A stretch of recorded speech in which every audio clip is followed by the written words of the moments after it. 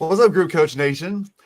I am super stoked today, and I know every podcast or every show starts with that, but so I have a guest, Corinna Muller. She's a physician in Anchorage. Corinna, I don't know when, like, how long ago it was an open house in Anchorage, Alaska, for another surgery practice that we met at, right? Yes, Like at one of yes, those little round stand-up tables. Like, so remember that. yes. It was totally awesome. I was there with a colleague, and we were celebrating the opening of another colleague's private practice, and it was just really exciting. And then I got to meet you there, and it's been awesome to coach with you too. Oh, I think we coached together for like 2 years, I business think coaching. so. Yeah. Okay, so let me tell y'all who Dr. Muller is. So, Dr. Muller has an MBA, multiple medical doctorate degrees. She's a professional flautist. Which way do you go with that? I say I play the flute, so I'm a flutist. Okay, that one. So if you played the So flout, either you'd be a way. flautist.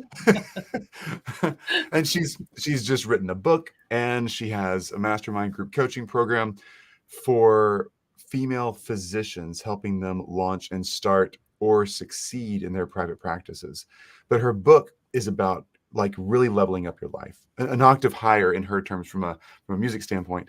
But like Dr. Muller, Corinna, I just love having you here, and thank you. You've actually been meaningful in my life in ways you don't know, like spending time with one of my daughters, Kat, as she's been trying to figure out her entrepreneurial journey. Like, you've had a really special spot in our world. So thanks. If for those of you who don't know, just a little background here, why are y'all meeting at a surgery practice in Alaska? I also own a group that launches surgery practices in rural communities. It has nothing to do with this conversation. It's just that's the connection we both had several years ago. So great to have you on here, Corinna. Like, talk to us. Tell us about this leveling up process. I'm kind of fascinated with where you are in like figuring this out. And I love that you're specifically working with women in this space, because I don't get it. I know I don't. I know I can't. So thanks for hanging out with me. Yeah, no problem. So, um, I started thinking about my life and how I set out to achieve goals. That's just something that everyone can probably relate to. You have a goal and you need a roadmap. Um, and at one point in time in my life, I was in Italy. I was making my Italian musical debut on the flute in an old 16th century um, concert hall. Holy cow. That's And crazy. and it was totally awesome. Like I was in the moment. Nothing could phase me. I felt the Italian breeze, coming through the open windows. Um, I imagined my performance before it happened. Um, Lots of repetition and practice, came before that moment of performing in front of an audience. And, looking back to when, I started playing the flute at age 11, I played a few other instruments prior to that. There is a method to mastering your craft, no matter what it is. And, to take your life up an octave, it's called Ottava. And that's an Italian music term to take the written notes up an octave. And so what I decided to do was write a book about how you can take your life up an octave. And it's a self coaching method. It's called the Ottava method of self coaching. And it's really for anyone. I started it with the idea of talking to my target audience of women physicians. But then I realized that it can really be for anyone. So it's a method that combines musical, business, and self coaching principles to help you achieve your goals. So, I mean, number one is you've got to write it down. You have to know what your goal is and how you want to 8VA your life. So that's that musical term for taking things up an octave. And so that's what I'm here to do, is to help my colleagues, friends, anyone who will listen, take their life up an octave.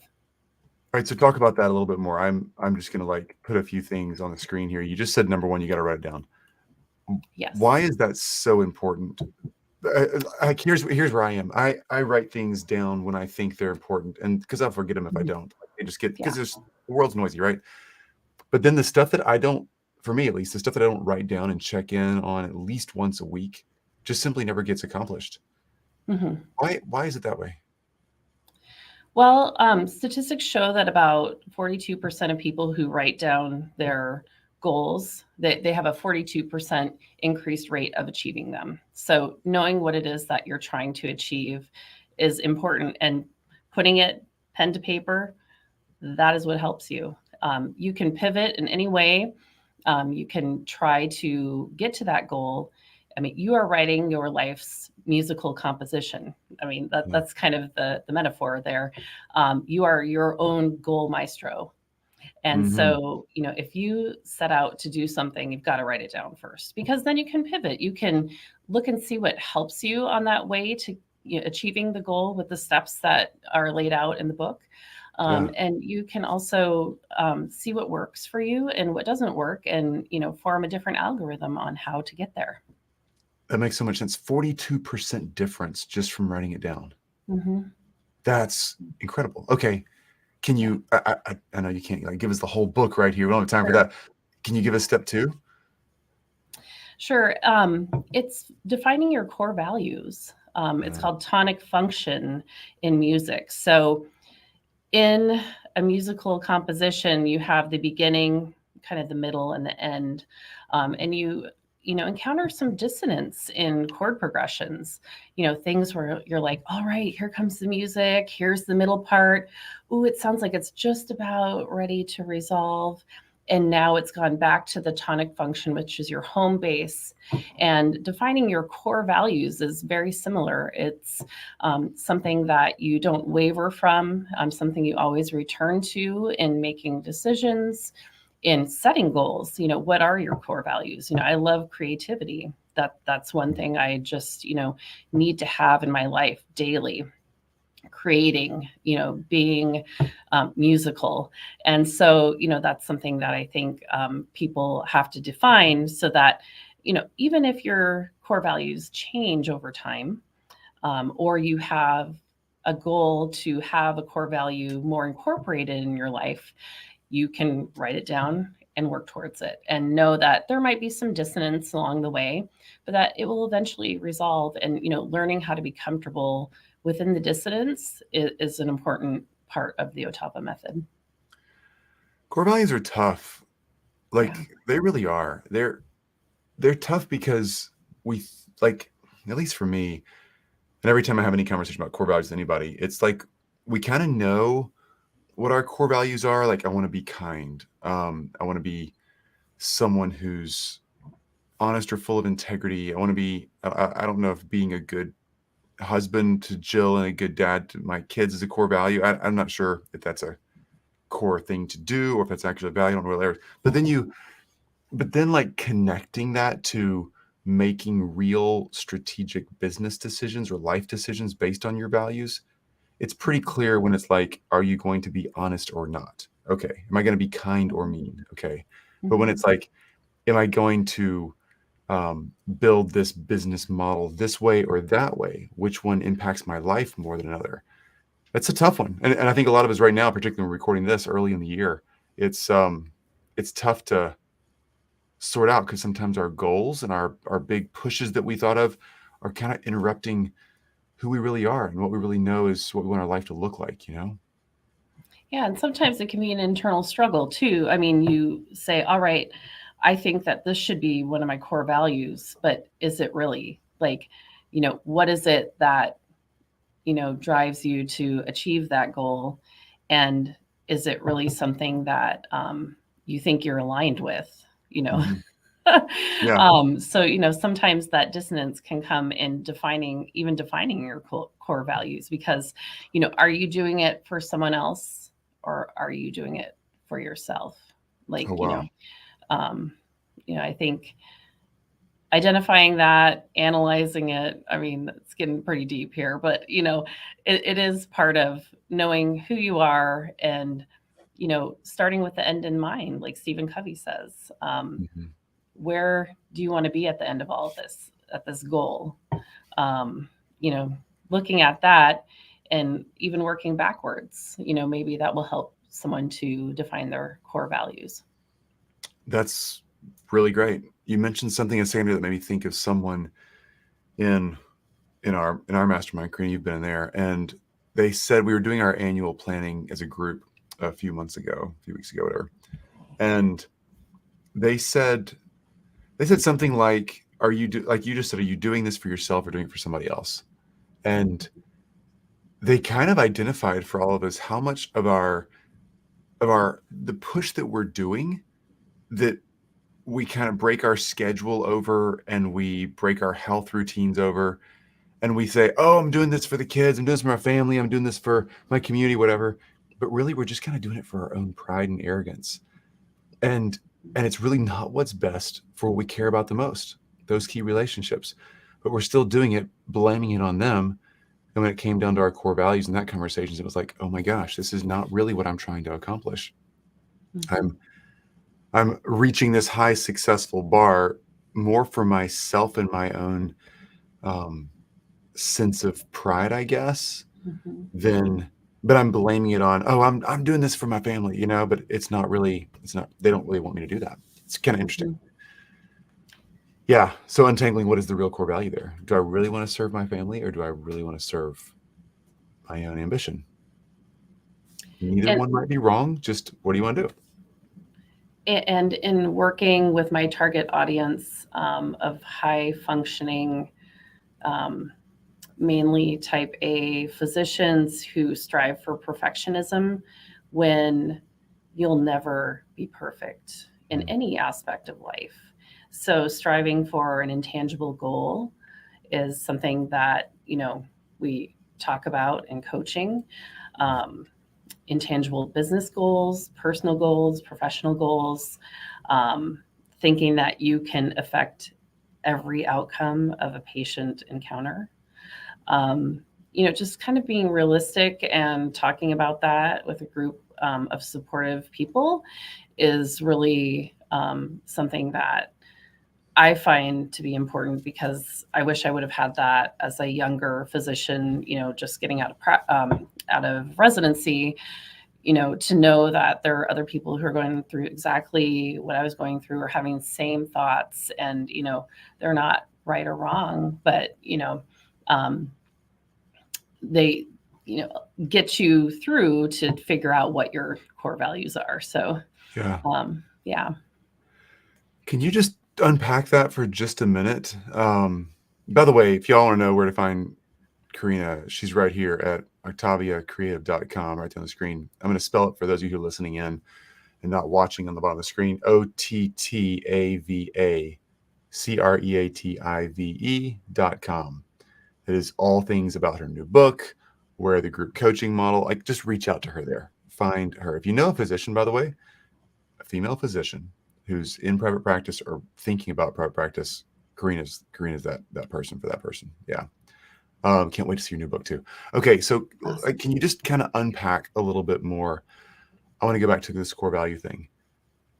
And you just mentioned, like, as a young physician just coming out of residency, and so many physicians I know as well, they're type A, they're super driven, like most of us here at Group Coach Nation. And we're working with a lot of people, and we don't want failure for ourselves or, oh my gosh, for the people we serve, because it's just painful to see somebody try something is right. But then if it's a struggle, like, we all struggle with that as coaches. What if our clients don't succeed? What if your patients don't succeed the way you want them to? How do you actually balance that? Like, what's your counsel there, for real? Mm-hmm. Well, I live and breathe coaching. So I do myself have a physician coach. She's a retired physician, to help unpack a lot of, really emotional things that can happen in my field. I do high risk obstetrics. So not everything is a good outcome. A lot of times people will come to me with pretty horrible diagnoses to begin with. So, learning to be empathetic and helpful to my patients as an emotional support does take a toll after years of being in practice. I'm coming up on 20 years out of medical school this summer. Congrats. Yeah. And so having a physician coach, just really, it's a peer-to-peer interaction. It's someone who understands what I'm going through. And it's what I do for other physicians as well. So, when I did my physician coaching training at the Physician Coaching Institute in Seattle, a rhetorical question that came up time and time again was, what keeps you up at night? What keeps you up at night as a physician? The fear of making medical mistakes, the fear of harming or hurting a patient, the fear of not getting something perfect when you're never going to be perfect anyway. We're physicians, not magicians. Mhm. And, just looking at what you have to work with. And, I think, I don't think I know the COVID pandemic really put this at the forefront of many physicians' minds of, what is the end game? Mhm. You start with the beginning, you begin with the end in mind. What is that? What does that mean for me? Does this, practice bring me joy? Mhm. Am I up worrying at night more than I'm enjoying the interactions with patients who you're sharing the most intimate parts of their lives with them, Mhm. having a baby? And, there's a lot on the line there. There's a lot of things that we as physicians have to internalize and not, put out there to deal with because we might look weak or like we can't handle the stressors of being a physician. And, I also want my clients to know that they can be real with me. And we have a method of dealing with some of the most complex situations that can arise in medicine. Mm. I love hearing all that. Yeah. I know your work is way higher risk from a life standpoint than mine, obviously, but it's so easy to relate to. Just appreciate being vulnerable there because it's easy to relate to the stress of none of us as coaches want to do any harm to our clients. Mhm. Um, and I hear that echoed so often from coaches in our program and others that I'm in, just worrying about what if my clients don't succeed. And we, it's a tough one. It really is. It's a tough one to be a coach and feel some responsibility for people, Yeah. and doing all you can for them. And in the coaching space, maybe their choices are keeping them from being successful. In your space, it's way more than that. But yeah, that's really cool. Thanks for sharing that. Oh, sorry, Carrie. Just seeing you jump in here. Having the ability to take a step back and really understand the drive can change the decisions you make. Yeah, Carrie's so true about those core values, right? Oh my gosh. Yeah. Corinna, Definitely. you're awesome. Anything else that you're like, guys, I gotta tell you all this. This is important today. I think just practice. That's another aspect of the Ottava method. Practice in music, practice as an athlete, practice, in medicine. You're practicing to achieve a goal, and at some point in time, you'll fail. You won't have enough practice, or you won't have enough. Funding maybe, or you just might not have enough to achieve the goal that you wanted to, but you can pivot. So you have to practice anything to master a craft, and you're not going to do it perfectly every time. So but you have to be willing to practice and not achieve or fail, to know that you're failing forward, and that at any point in time, repetition is the key to mastery of any craft.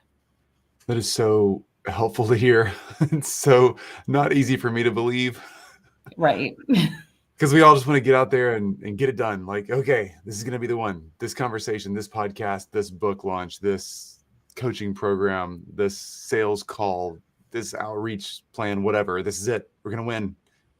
Do it right. Follow the instructions. Do it perfect. It'll work. But it really does take practice. Mm-hmm. Yes. Oh my gosh. I just want to just rant on that for a minute, because that is so, it's so true. So many of us are sold, and maybe you've sold in the past a model that is like guaranteed to win, make 10K a month in 30 days, whatever. Just practice. That's reality, folks. Nothing great comes overnight. Every now and then somebody wins the lottery. That usually doesn't turn out great for anybody. But what happens in real life is determination, practice, writing down your goals, like Corinna mentioned, defining your core values, and going after it over and over and over again. What is the name of your book, Corinna? It's called The Ottava Method of Self-Coaching, How to 8VA Your Life. Awesome. So if we go to ottavacreative.com, can we sign up to get the book when it launches? Because it's like you're right on the doorstep of this thing, right? Yes. So it's scheduled to be launched on March 1st, 2023. So I will keep everyone updated on that. And I do have, I guess I could call it a book launch tour coming up. I'll have launches in San Diego, in Baltimore, Maryland, and they're all kind of associated with women physician conferences and obstetrics and gynecology. And then I'll have a few launch parties in Anchorage, Alaska. So those cool. will be listed as soon as they're scheduled. Oh my gosh. But if we go to your website, we can just get in contact with you, drop an email, whatever, so we can grab that thing when it comes out. Yes, definitely. Oh my gosh. That's so cool. So thrilled for this. You're such an amazing coach. I'm so thrilled you're putting down your model of coaching in a book so we can all use it and not have to be just in your mastermind to use it. It's freaking awesome. Well, and you know what? I just have to say, I had a book coach. Look at that, coaching. Back to that. Yeah. To get this done.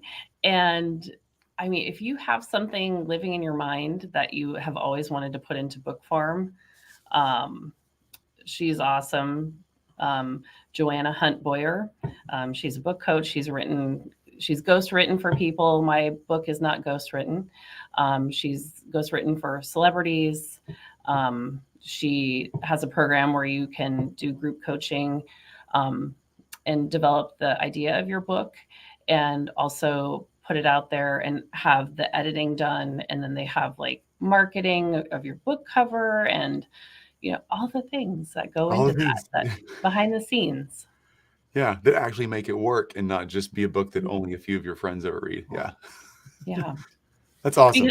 And people should consider it, because I really do feel like it can be a platform for getting out the method of coaching that I have. And so that, potential coaching clients can understand my philosophy of coaching and get to know a little bit about me too. In the process, there's a few little personal stories within the book. So, yeah. This is really cool. Thanks for all the examples of coaching and group coaching. I love how you just live that life as a giver of group coaching and as a receiver of group coaching. That's so cool. You're awesome. Yeah. I've definitely become a much better person, and, have been able to connect with a lot of people who are like-minded in group coaching for myself. So, yeah. Yeah. Okay. So there you go, folks. We only talked about 3 points, and I'm not even sure all these 3 are written in this way in her book. That's okay, though. Go to her book, write it down, define your core values, practice, practice, practice. We covered those things today.